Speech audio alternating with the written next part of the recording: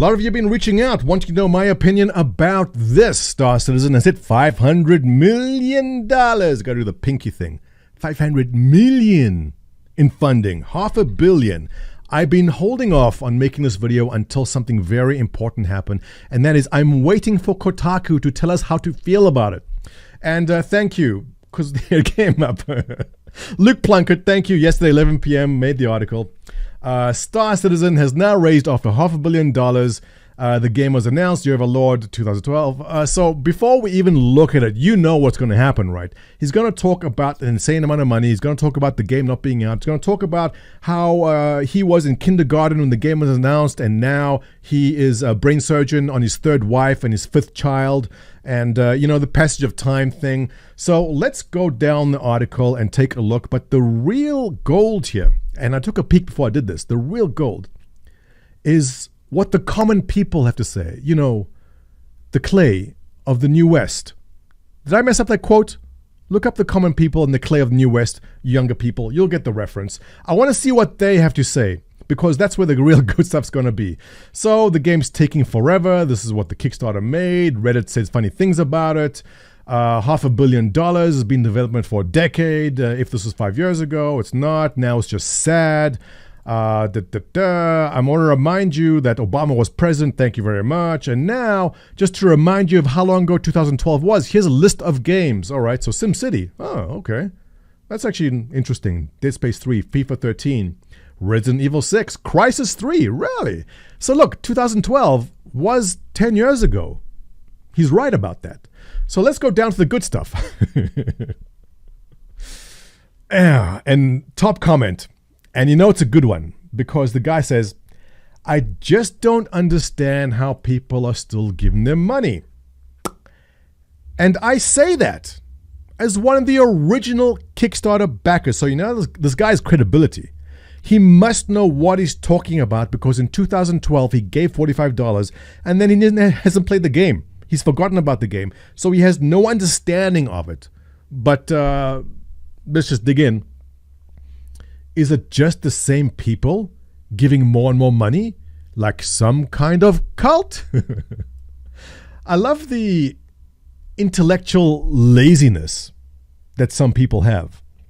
When they don't understand something, what you can do is, let me look into it, understand this.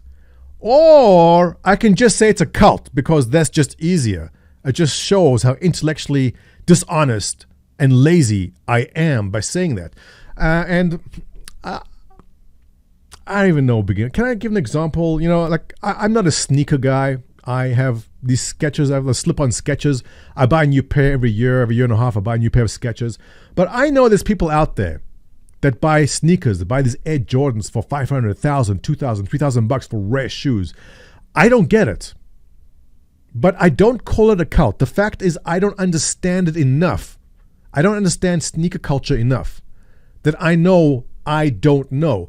And I think it takes some amount of intellectual honesty to understand something that you don't understand. To understand how little you know about a topic is where everyone should be, rather than just say, I don't get it, must be a cult.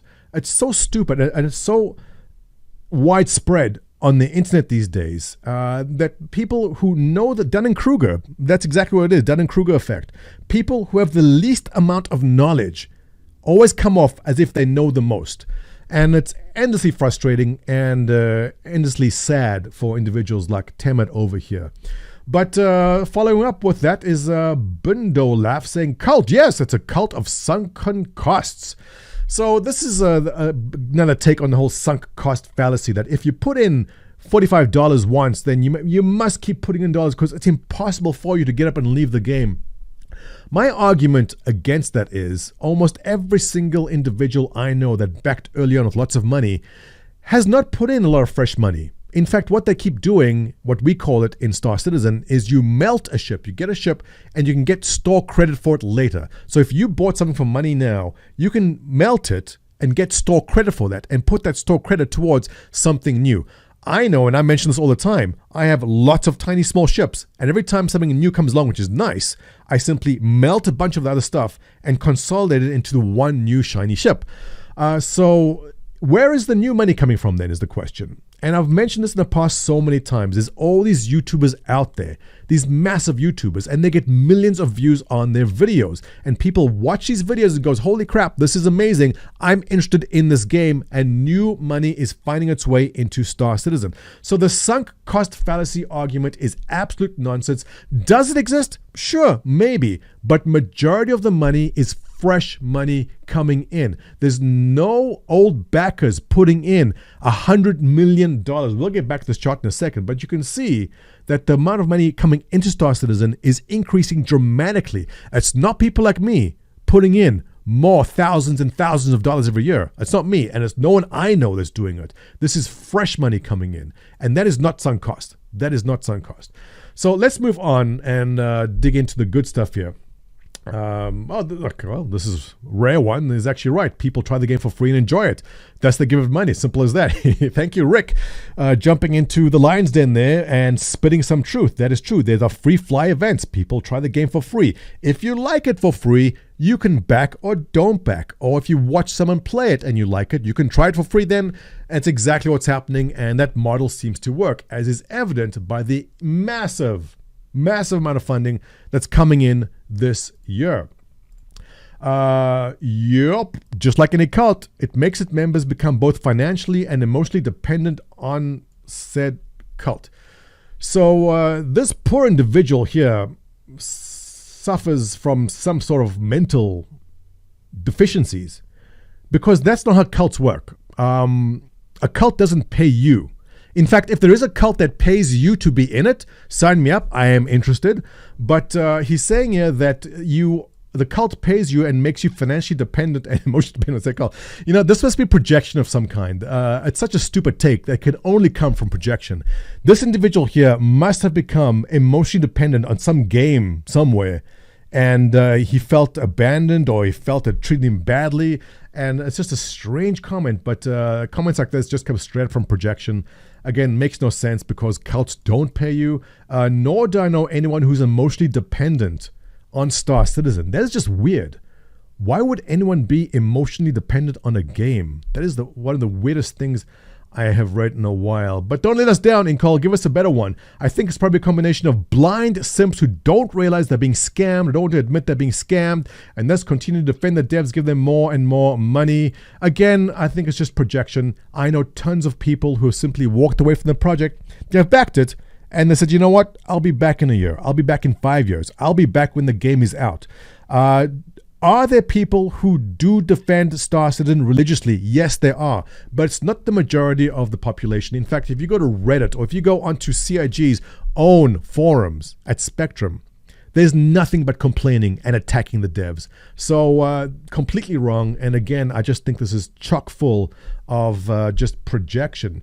But the more important things I want to hit on now is this. And this comment here is just one line, but such an important one.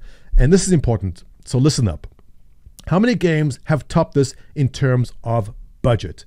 Now, here's the thing.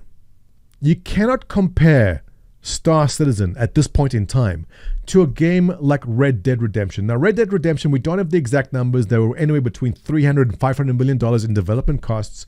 Cyberpunk was around 174 and another let's call it $400 million on development of Cyberpunk, for whatever it was at the end, or $300 million for Cyberpunk. The thing is, you can't compare Star Citizen to these games, because these games were funded before the game was playable. Once the game was playable, then it was sold for money.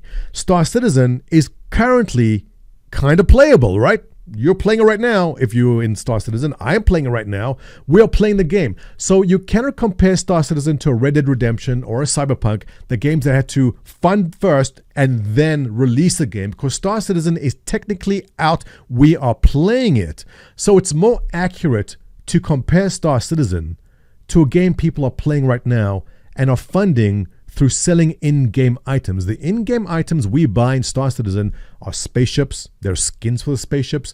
It's in-game currency, in-game weapons as flair. So that is how you should be thinking about Star Citizen. And if you had to look at the gaming industry as a whole and question how much money is there out there in the gaming industry that Star Citizen pulls this amount of money in? And let's take a look at what is possibly one of the biggest games out there to give you an idea of how much money there is out there, all right? PUBG. Not even PUBG, the PC game. Let's talk PUBG Mobile. PUBG mobile game, all right? How much money do you think PUBG Mobile made last year? Take a wild guess. 500 million? $1 billion? 1.5 billion? If you guessed $1.5 billion, you are wrong, because PUBG for the year 2021 made $2.6 billion. That's $2,600 million. PUBG frickin' mobile, all right? To give you a little taste, a clue of how much money is out there, PUBG was pulling in $8 million a day, all right? So think about $8 million a day for selling in-game items, boosters, or whatever you do in PUBG Mobile. I have no idea. I'm sure there's skins and things like that. $8 million a day, and now look at the peanuts. Now this is impressive. 2021, Star Citizen pulled in $86 million. Right on the end of the screen over there, it says 86 million. All right. PUBG Mobile made that in 10 days. What took Star Citizen? It took Star Citizen the entire year to make 86 million. PUBG did in 10 days. That gives you a little hint, a little clue, a taste of the money that's out there for gaming. So when Star Citizen makes $500 million over 10 years, all right, this is 10 years worth of revenue shown in this chart over here. That's 500 million. But PUBG puts in 2.6 billion in a single year. What is 500 million? It's a lot of money, but it is a drop in the ocean compared to what is out there. And PUBG is just one game. The amount of money out there for gaming is truly insane. And so I'm just trying to put the numbers into perspective because, yes, I'm blown away by these numbers too. That it is impressive. I think it's awesome. But over 10 years, over a period of 10 years, it is a drop in the ocean compared to 8 million in a day that some games can make out there. So that is what I want to leave you with on that topic over there because it's taken a while for me to really grasp this concept myself. Comparing development to games which fund first, then release, because Star Citizen is technically playable right now. They are selling skins, they're selling in-game items, they're selling currency. It is more accurate to compare them to games which are actually making revenue. And as far as what revenue they're making per day, Star Citizen is nowhere close. Nowhere close. Here's the past week, 293,000, 192,000, 124,000 a day. Nowhere close to what the big games are making. So with that, ladies and gentlemen, I'll leave you a link to the article. You can take a look at it. If you like this kind of content, you know what to do. Give me a thumbs up, subscribe, your comments below are appreciated. Give me your opinion. I'll catch you in the next one.